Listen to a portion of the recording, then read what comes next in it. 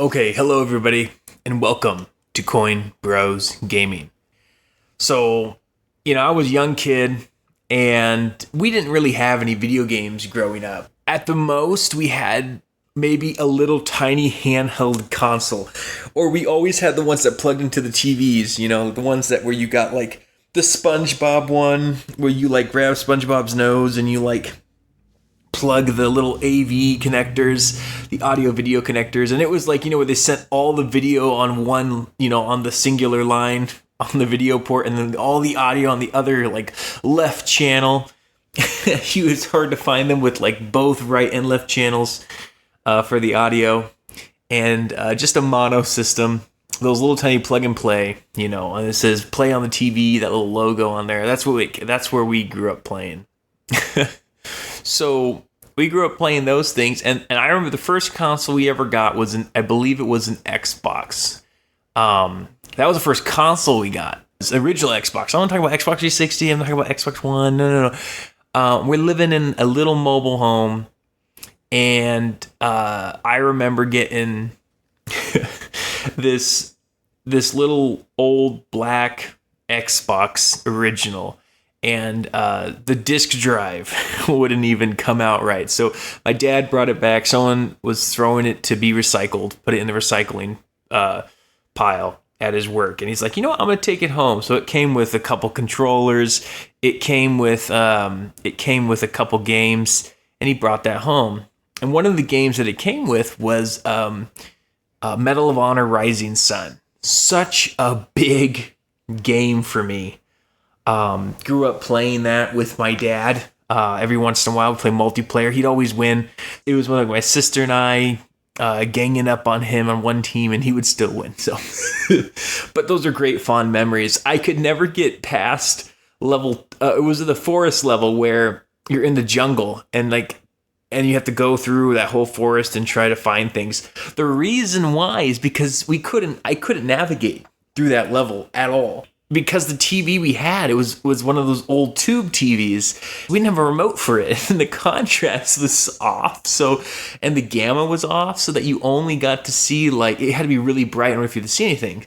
The darks looked very, very dark, but the issue is the fact that when you're going through that forest, there wasn't enough contrast. I couldn't see where I was going.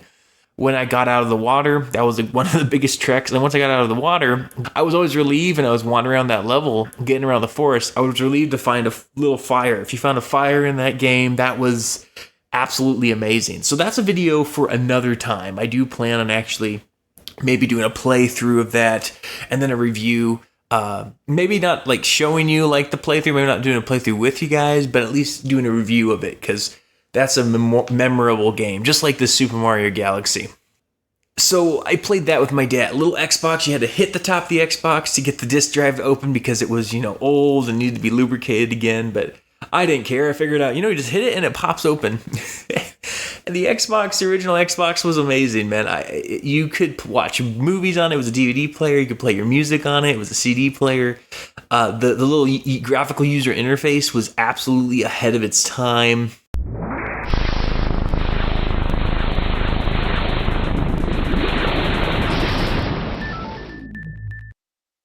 So that was pretty crazy. I actually really enjoyed the original Xbox. We actually got a Robots DVD. So we used to love watching the movie Robots by Blue Sky Studios before Blue Sky Studios got bought out by Disney and then shut down by Disney. And then all their assets being passed over to 20th Century Fox, which Disney bought from the Fox lineup of things. So anyway, that's a whole nother story for another time. But this is when we watched Ice Age all the time. We were kids. That was one of the few movies that my mom would want us to watch, was Ice Age and the Robots movie.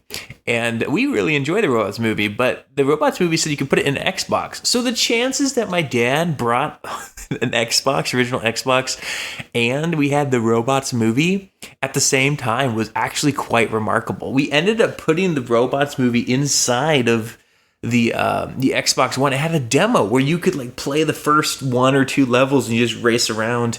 I never was any good at it, but I would always pop that thing in and start playing it. But there was a time when that part of the disc I started getting scratched, and when that part of the disc was scratched, then it would be like an if, maybe or maybe not, it would read or pop up the the demo or whatever. And I don't know, maybe we also had like a demo DVD with a bunch of other game demos, and we did play that too.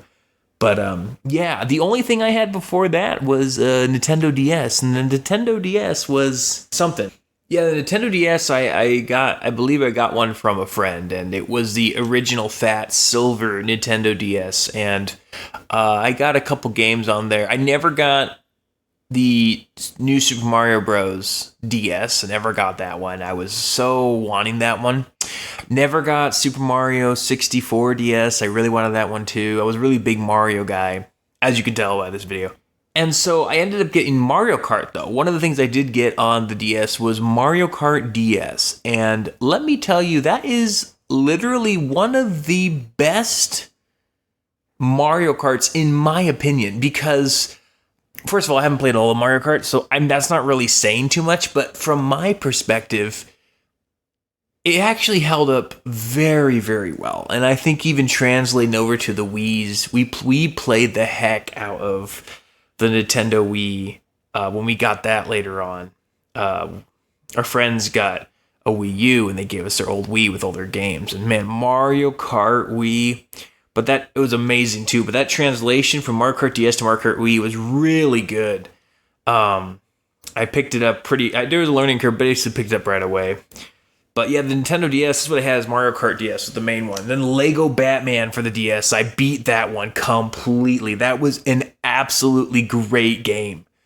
I thought very well designed, very simple, but also very intriguing for me as a kid. Beat that game. I think I unlocked everything, and I even started doing I think there's a villain story possibly. I ended up getting all that and done, and yeah, Mario Kart. I didn't do any. I don't think I beat all the challenges on Mario Kart, but I remember playing online. I remember our neighbors had open Wi-Fi in the mobile home park, and I turned on that thing, and I would connect, and I had to sit up in the window. I had to get up in the window of this mobile home place and actually just kind of have the DS just chilling in the window when my arms were up. And I actually was standing on a chair playing the game, but I wanted to play online with people so bad. It was so fun. And it was if I dropped the DS too low, or if I wanted to get more comfortable, it started lagging. So I had to sit in just the right position in the window to play the game. And yeah, that was so fun. Great memories with that.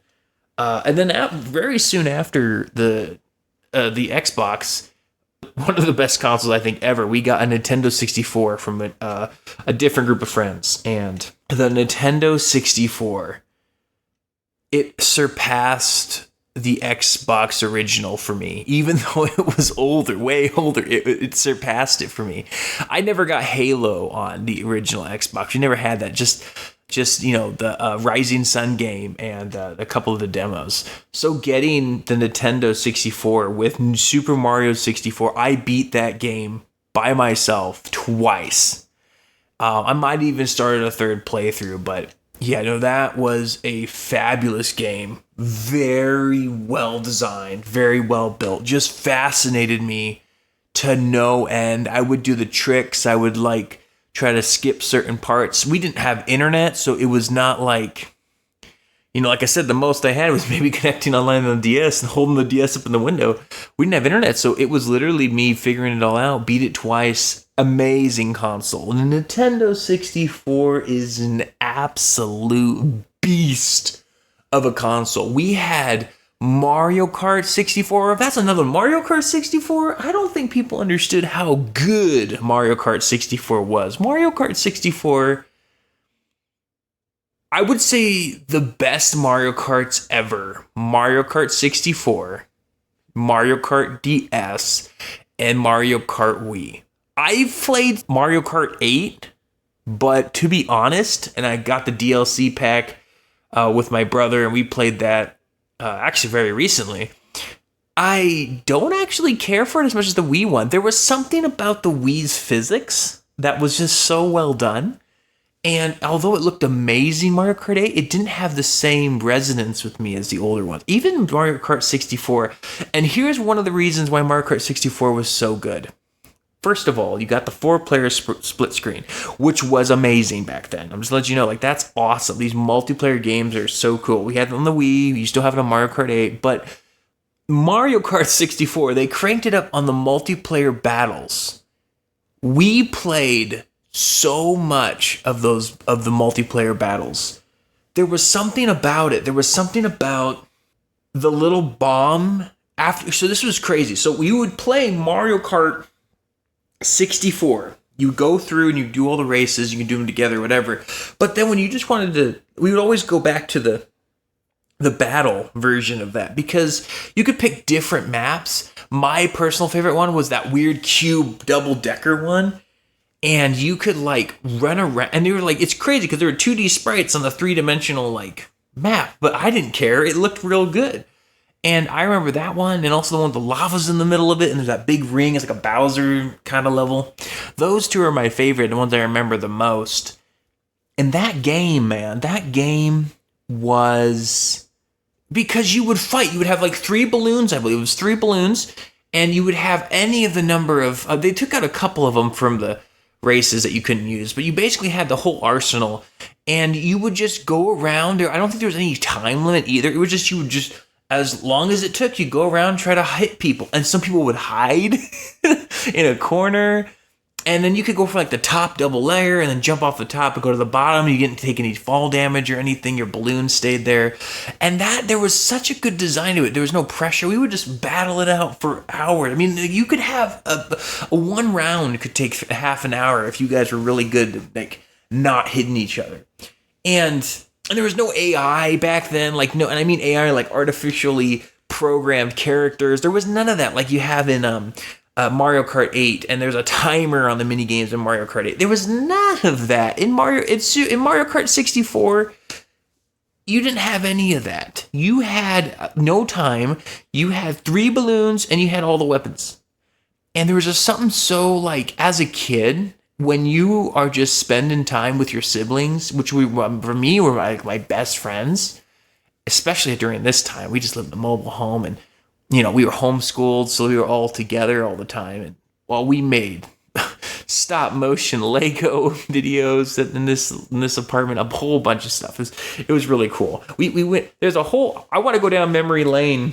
It's just such a good memory lane. Hopefully, I could do it more. But it's awesome. But no, just sitting around playing Mario Kart 64, throwing turtle shells at each other. Koopa shells at each other. The bombs were crazy too. The bomb was the best, I felt like. But then when you lost all 3 balloons, it made you feel like you were still part of the game, because when you were the first one to lose, you could still roam around because you were a little tiny black and yellow bomb on these 4 little wheels. And you could go around and blow somebody up and make them lose a balloon. What was nice is that when you lost all 3 balloons, say you're bad at the game. Well, now you're smaller, so you're harder to see. You can hide easier, and most people don't want to hit you because they're like, well, you're dangerous now. So all my siblings, if I was a bomb, would avoid me, and I would just run and chase them. And it had this like cat and mouse effect, because now that you're this bomb, you can like chase them and they'll be scared of you because you have to run into them. You can't launch anything. You can't pick up items, but you have to run into them to blow them up to make them lose a balloon. So it gives you all the power, even though you're the first one to lose. It gave you all the power, all the resources again to be able to just at least take one final blow on somebody. Yeah, so that was Mario Kart 64. And we also had Donkey Kong 64. None of us really got very far in that game. We couldn't figure out where we were supposed to go. So that was we didn't get very far in that. But the other game that we played a heck of a lot of in the Nintendo 64 was Mario Tennis. Don't get me even started on Mario Tennis. And I don't know what it is, but I look back on the games that I played in the Nintendo 64 with my siblings, and just even like a single player game like Super Mario 64, they all stand out in like this very amazing, very immersive, very enjoyable games. Like Mario Tennis, Super Mario 64, and Mario Kart are completely different genres, but all 3 of them, in a way, were almost the same amount of fun. I would only put Super Mario 64 higher because there was just an extra connection I felt with that game, just as a one-on-one when you're playing a game. And you grow up, there is that single player experience where it's like there is almost like you're enveloped in that world, and you're just, it's like there's a relational part of it. It's an inanimate object, but it was the game characters, it was the game itself. You just felt like there was like you felt a part of the world. You felt like there was an identity with everybody inside of that. You just felt like you're a part of it. And that game will always be kind of like a really soft spot in your soul, you know? And Super Mario 64 was definitely one of those. But Mario Tennis, there was something about the game that was just as fun as Mario Kart.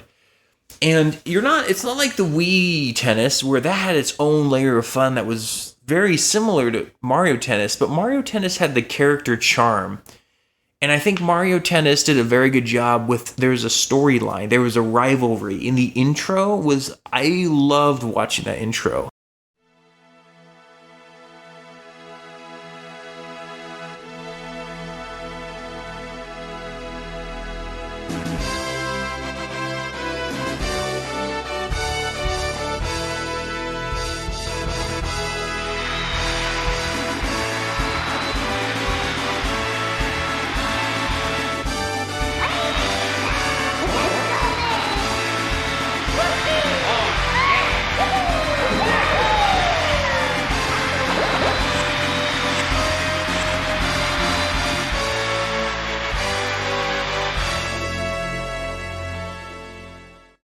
I skipped it every once in a while, but I just loved it. That was an intro that always stuck with me. It was amazing. New characters. We got Daisy, we got Waluigi, and we got Wario. We got, Boo and King Koopa. We got the whole lot of them. And there was something about just being able to pick any one of those characters and just play tennis together. And you would have different turfs that made different sounds. They just looked different. And all you had to do was basically hit the A button, move around, hit the A button. But there was something really, really, really just fun about it. And it was like you could have NPCs and you can just have it was cool. You can mix and match things. It was a great game. Had tons of fun with Mario Tennis on the Nintendo 64. Such a great game. So then after those were probably the main major memories. Everything else kind of falls into place because later on after that, we ended up leaving those consoles behind. We ended up not taking them when we moved out of that mobile park. And later on, I kept my DS. One of my original one broke, and I got a new one. I kept the DS. Then I got a PlayStation Portable, and then I got a tablet. And that tablet, I played a lot of Subway Surfers. And then when I had the PlayStation Portable for a while there, that was again, Lego Batman. I don't even know if I beat that one, but I played a lot of Lego Batman. And then there was this other game. There was puzzle game I had on there where you have to push blocks around and you're kind of like these digital guys. It almost looks like a Tron game, but you're just running around doing these puzzles. And the DS, I got to play a bunch of brain games on that one, Mario Kart DS, all that. And then we got a Wii, like I was saying earlier. Now we got a Wii from our friends. And the Wii was something else. That was also something else. But compared to the other ones, it actually, for me personally, it wasn't as exciting. I don't know if it's because I grew up and we had I had my own computer at that time too, where I was playing little Flash games on that or whatever. I don't know if it just lost the charm, but the Wii was definitely probably the most used console that we ever had. As together as a family. My mom would play on that thing. She'd play some Dr. Mario. And we would play Dr. Mario with her. And then we also played together. We would play Mario Kart. She'd play that with us. And we then got New Super Mario Bros. Wii. And she tried to play that with us. She could kind of get it, but it was really complicated. She felt like so. But no, we played New Super Mario Bros. Wii, one of the best games ever made all time, hands down. And there's something about the design of that one. There's something about the excitement, the music, the intro, everything just fits into place.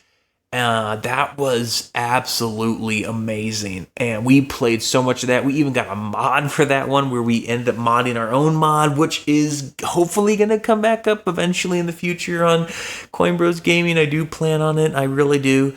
I just have to recompile it. I have to modify this Wii. So I have to get all of that in place in order for me to be able to upload those files again, where you guys can try out our mods that we were making. But yeah, no, we ended up playing so much of New Super Mario Bros. Wii, Mario Kart Wii.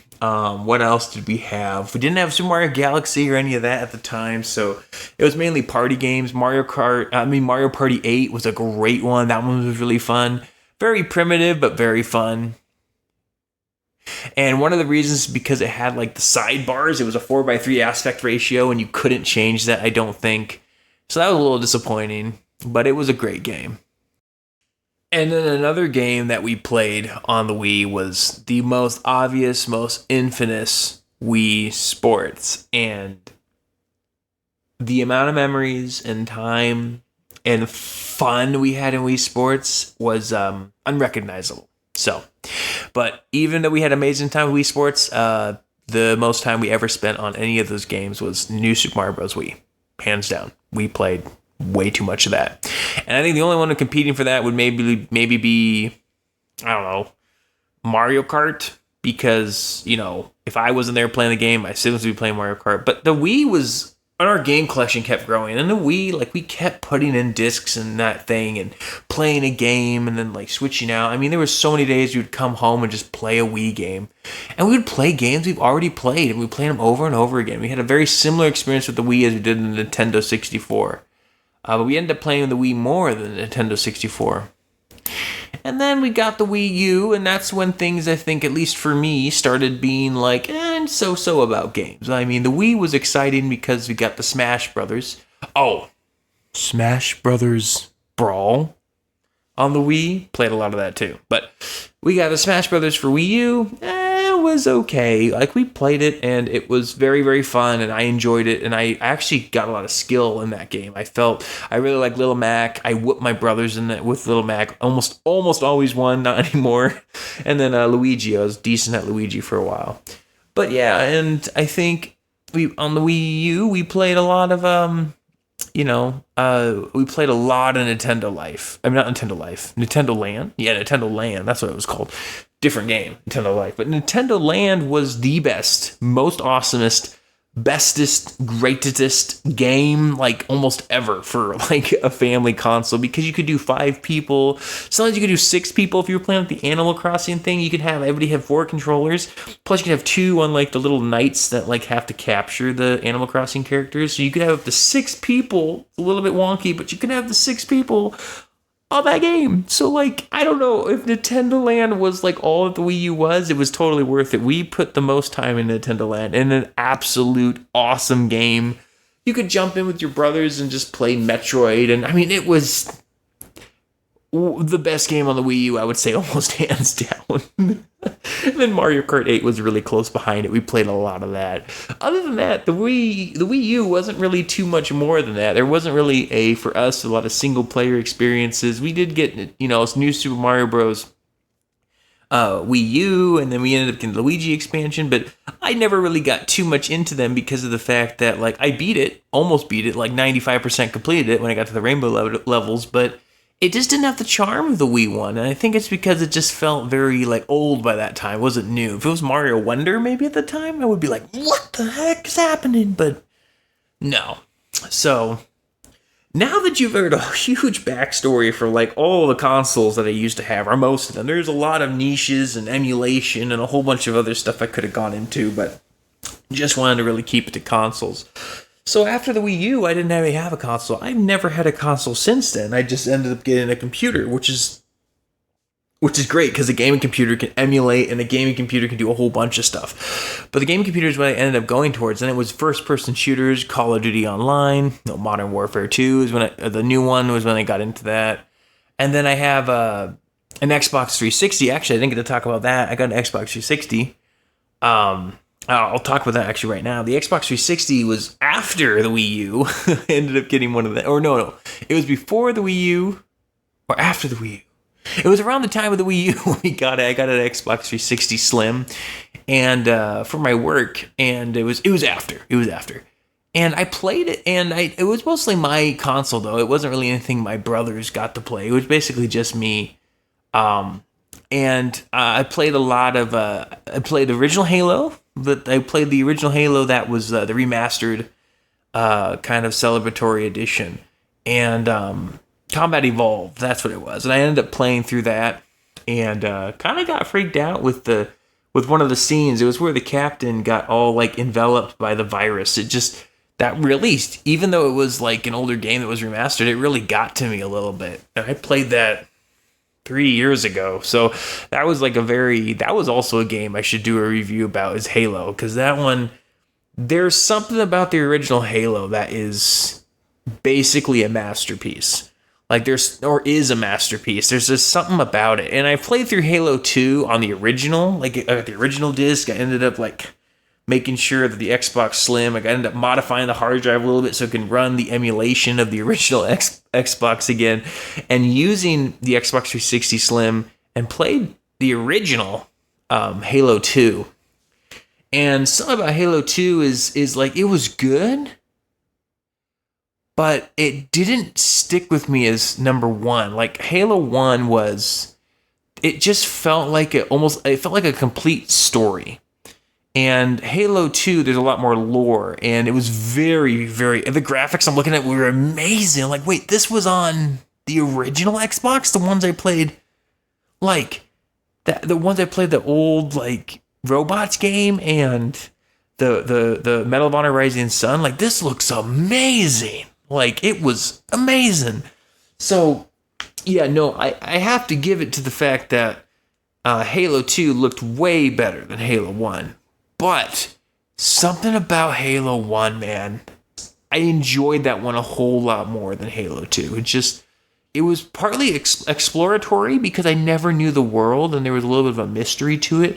And by Halo 2, the lore was a little bit too deep, and I had a hard time hearing like the voices on, like, because the way that they spoke so soft, and like the music, and it was very fascinating. It was beautiful to look at. Don't regret playing it at all. But Halo 1 was just very well done. Very well done. Yeah, so now it's just been a PC the whole time. So my other siblings have gotten consoles, and I played on like a PlayStation 2 and a PlayStation 3 before. PlayStation 3 was my brother's, and PlayStation 4 when he got that. Yeah, but those are all my consoles, though, that I've ever played on. Thanks for listening and or watching. Whatever you did with this podcast, I appreciate it. I found this Wii in the garbage. So in case you're wondering where this came from, it came from somebody's garbage. Somebody was getting rid of it. Well, I decided to take it upon myself to recover it from its ultimate demise.